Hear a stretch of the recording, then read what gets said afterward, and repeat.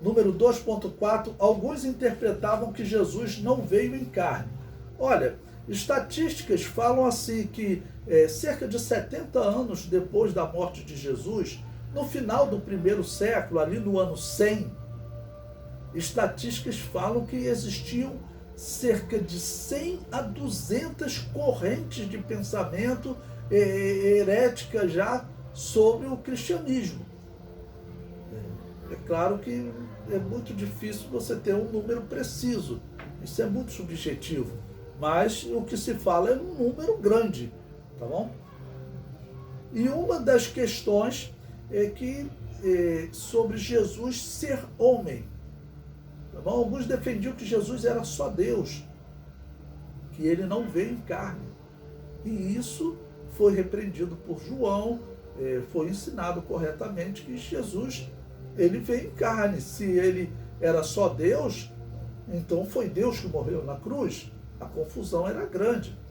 O comentário diz: alguns defendiam que Jesus Cristo era só Deus.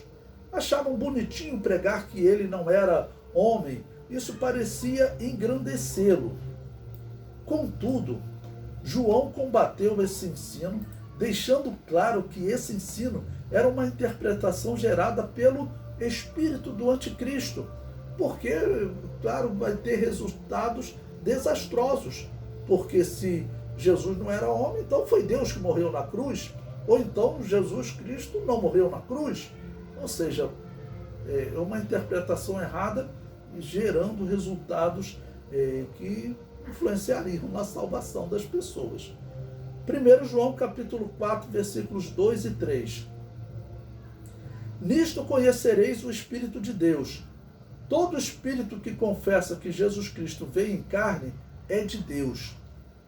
E todo espírito que não confessa que Jesus Cristo veio em carne não é de Deus, mas este é o espírito do anticristo, do qual já ouvistes que há de vir, e eis que está já no mundo. Então João está dizendo que o espírito do anticristo estava agindo, estava fazendo o quê? Criando seitas, para criar essa confusão. Hoje, o mundo entra no YouTube e vai procurar um comentário sobre algum tema relacionado a Jesus e a salvação. Você vai ter ali um vídeo, 10 vídeos com uma mensagem verdadeira, e você vai ter 60, 100, 200 vídeos com mensagens erradas. Por que o espírito do anticristo faz isso? Para confundir as pessoas. E segundo a profecia, nesses últimos dias, ainda vai haver uma união entre essas seitas que pregam o erro com algumas igrejas, ou seja, as igrejas se desviariam. Segundo João capítulo 1, versículo 7, nos diz: porque já muitos enganadores entraram no mundo, os quais não confessam que Jesus Cristo veio em carne. Esse tal é o enganador e o anticristo.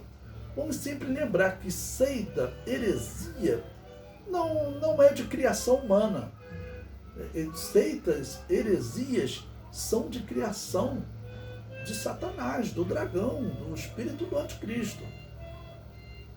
O comentário diz: mas as consequências desse erro de interpretação eram muitas. Quais as consequências desse erro? Se Jesus Cristo não fosse homem, teríamos a seguinte consequência: Deus teria sido tentado, porque Jesus foi tentado, está lá em Mateus 4. Nós dizemos que a parte humana foi tentada, porque a Bíblia diz que Deus não pode ser tentado pelo mal. A segunda consequência é que Deus teria morrido na cruz, e Deus não morre. E existe um exemplo na história de um erro de interpretação em relação a Deus morrer na cruz. Um hino, um louvor na igreja metodista, que era uma igreja reformada, né? Depois John Wesley, um pastor reformado, conheceu Jesus, conheceu um grupo de anabatistas numa viagem de navio e aceitou Jesus ali, abandonou a teologia reformada, mas na igreja metodista tinha um hino que dizia: tu, ó Deus, que morreste na cruz por meus pecados. Esse poema herético ele teria influenciado um homem chamado Nietzsche, que foi criado na igreja metodista, a desenvolver a sua filosofia da morte de Deus. Olha só, um abismo chama outro abismo. Bom, ou Deus teria morrido na cruz, ou Jesus não teria morrido na cruz, e assim a obra expiatória não aconteceu. Então veja os resultados por causa de um erro de interpretação. Esse ensino era defendido pela seita chamada gnosticismo. Este argumentava que o Espírito de Cristo tinha apenas aparência de homem. Essa crença gerou a heresia chamada docetismo, que deriva do grego dokel, que se traduz por parecer. Essa heresia permanece no mundo até os dias de hoje. É mais um exemplo da propagação e crescimento gerado por erro de interpretação e que leva milhares à heresia e à condenação. Então, o docetismo dizia que Jesus pareceu morrer na cruz, mas, na verdade, ele não teria morrido na cruz. Existiam até explicações que diziam que Simão Cirineu, que carregou a cruz para Jesus por um determinado momento, eu acho um absurdo, mas eu tenho que contar isso para vocês.